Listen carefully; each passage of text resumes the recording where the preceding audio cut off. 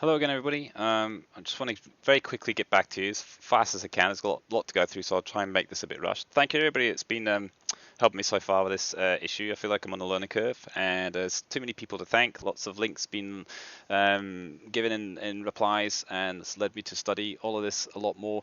I'm on a learning curve. Just how well I'm riding that learning curve, I'm not too sure. Let's just get right into things. Okay, first of all, it's been brought to my attention all this time I'm pretty much been doing 8-bit because my computer is a potato and it's only capable of doing 8-bit despite the fact that my monitor is 10-bit. So the way I'm understanding this is, so you've got a camera that takes 14-bit RAW files. It can be used in a program like Adobe Photoshop or Lightroom and they support 16-bit. So those applications can completely support the spectrums of color that my camera is capturing when I shoot RAW with it. However, because I'm using rubbish computer and possibly rubbish monitor, although a 4K 43-inch Philips monitor that was supposed to be marketed towards graphic design, I thought that's kind of interesting. I thought it was quite good, but maybe it's just not. In terms of industry standards, it's only capable of 10-bit. So all this time, I've only ever seen 8-bit colors of spectrum, which I thought was kind of interesting. Maybe anyway, so I just wanted to get that out there quickly. It might be relevant to some of the other things I bring up in this video. Second thing is just that let's just dive straight into Photoshop. Okay, so it's been brought to my attention. Remember, last video I was talking a lot about this export as preview. This is where I saw the greatest shift in color. I don't know if you can see that here in the video, but she's very pinky here, fleshy tones, and she's gone a kind of creamy, greeny, quite drastically here. Loss of color and life is drained. So somebody's told me, do you know what? Just don't trust this preview window at all. Okay, don't trust it.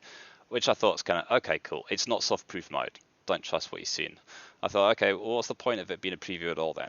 Like, why have this? If like turning these things on and off don't accurately represent what you're going to see when you export, I don't understand the point of preview at all. Okay, but there you go. That's just me. Silly program, maybe, I don't know. So let's just ignore Photoshop for a minute and go back to Lightroom. So the sRGB garment thing was explained to me that it is possible that you could take a photo, for example, of a color photo of a dull scene where you're not pushing a lot of colors very hardcore in that photo.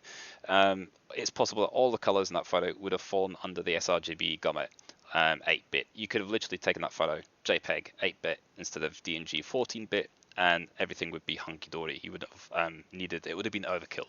There's nothing falling into the 14-bit area, okay, and that has been kind of illustrated in I can't remember what programs they showed. It's the 3D modeling color thing. I can't remember what it's called. Yeah, anyway, all that kind of stuff, and they illustrated a little bit about how it works in Lightroom here. So let's have a look at soft proofing. So I turn that on, and this is how it was kind of explained to me, or this is my gist that I took away.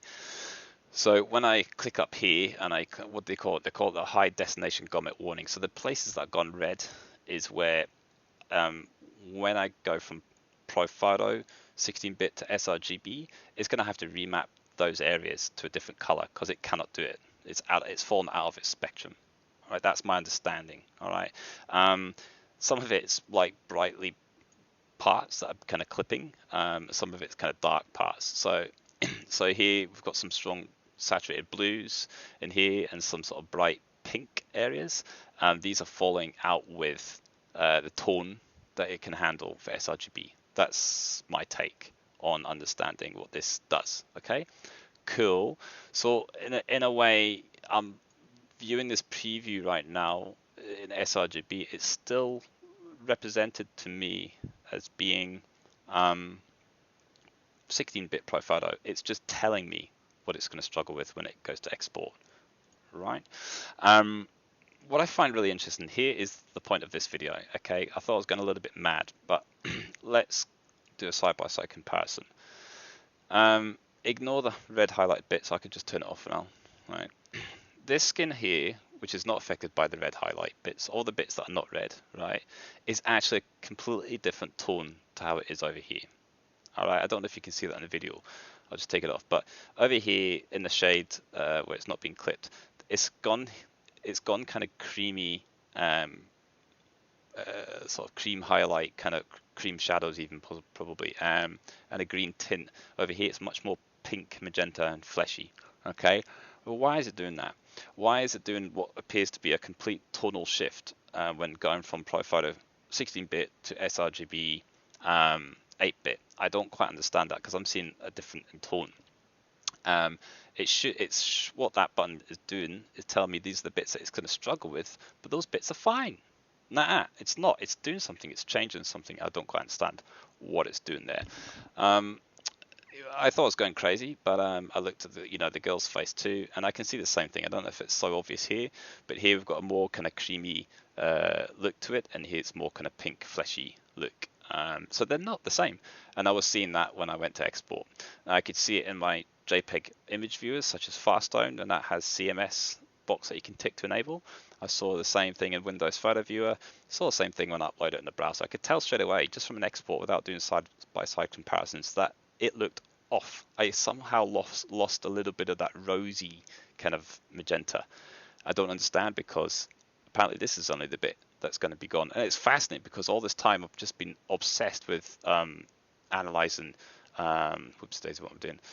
I've just been more obsessed, kind of looking at the girl and the kid. These were the areas that I was kind of concentrating on. These are the areas that I saw a difference in, right? All this time, but apparently these are not the bits to worry about. The bits to worry about are, in the highlight clipping over here, in here, and here, and here, and here. But I can see a difference between these two. Anyway, thought that was interesting. I just find it where I'm at right now, it's really frustrating because I just don't know how to trust my editing process if when I go to export there's a tone shift. It almost feels like I need to go in and do an adjustment for temperature and tint when I go when I export to sRGB. Seems a bit strange because I understand that you want to use 16-bit to edit in that working space. I understand that printers can exceed sRGB, and that's another good reason why you don't want to be printing from an 8-bit sRGB JPEG. I get all of that. What I don't understand is it feels like maybe it's a bug. I don't know, but something is shifting the tone between my edits in Lightroom and Photoshop space to when I go to export as JPEG. Don't know why that is. Does anybody know why that is? Because it's really annoying. As I say, most photographers, we export JPEGs for clients and to share on media outlets. Flickr now supports 6K, which is great, but we're all down to 8-bit JPEGs everywhere, really. And it's a bit annoying to have this kind of, shock or nasty surprise when it comes to export. It makes me have to go back in, and even using a tool like soft proofing doesn't seem to be helping me to accurately gauge as to how something's going to end up. So yeah, if you can let me know what I'm doing wrong, how to fix it, that'd be great. Cheers, bye.